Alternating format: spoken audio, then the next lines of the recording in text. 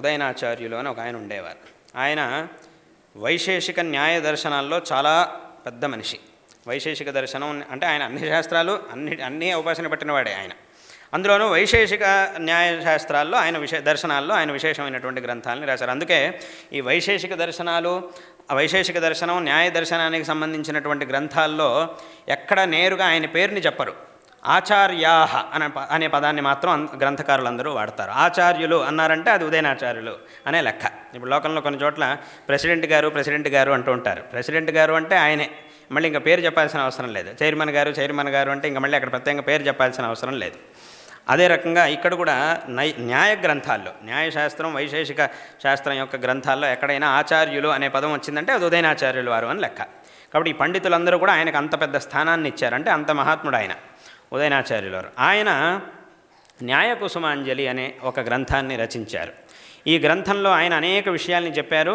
ప్రధానంగా భగవంతుడి యొక్క అస్తిత్వాన్ని స్థాపించి, అస్తిత్వాన్ని ప్రతిపాదన చేసి, భగవంతుడు ఉన్నాడు అనేటటువంటి విషయాన్ని ప్రధానంగా ప్రతిపాదన చేసి నాస్తికులందరినీ కూడా ఆయన ఖండన చేశాడు.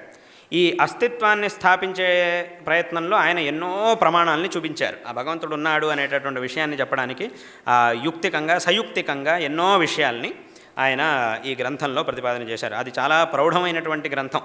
ఆ గ్రంథాన్ని చదవాలంటే దానికంటే ముందు ఎన్నో గ్రంథాలని చదివి ఉండాలి. చదివితే మాత్రం అది అర్థం అవుతుంది. అటువంటి ప్రౌఢమైన గ్రంథాన్ని రచించారు. దాంట్లో ఆయన మొత్తం నిరూపణ చేసి చివరికి ఒక మాట చెప్పారు.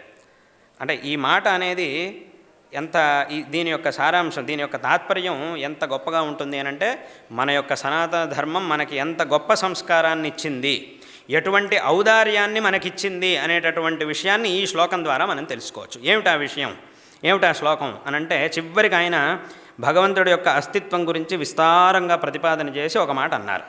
ఇత్యేవం శృతినీతి సంప్లవ జలైర్భూయోభిరాక్షాళితే ఏషాన్నాస్పదమాదధాసి హృదయే తే శైలసారాశయా కింటు ప్రస్తుత విప్రతీప విధయోప్యుచ్చైర్భవచ్చింతకాః కాలే కారుణిక త్వయైవ కృపయా తే భావనీయా నరాః అని అన్నారు. దీని యొక్క తాత్పర్యం ఏమిటి అనంటే, ఆయన ఈశ్వరుని గురించి ఈ మాట అంటున్నారు, భగవంతుడితో ఈ మాట అంటున్నారు ఆయన అంటూ ఈ గ్రంథాన్ని. ఏమిటి దీని యొక్క తాత్పర్యం అంటే, పరమేశ్వరుడా, ఈ గ్రంథంలో ఎంతో విస్తారంగా ఎన్నో ప్రమాణాలని చూపించి నీ యొక్క అస్తిత్వాన్ని నేను నిరూపణ చేసి ఉన్నాను, ప్రతిపాదన చేశాను. ఇంత చెప్పినా కూడా ఇంకా నమ్మనటువంటి వాళ్ళు మూర్ఖులు కొంతమంది ఉండనే ఉంటారు ప్రపంచంలో.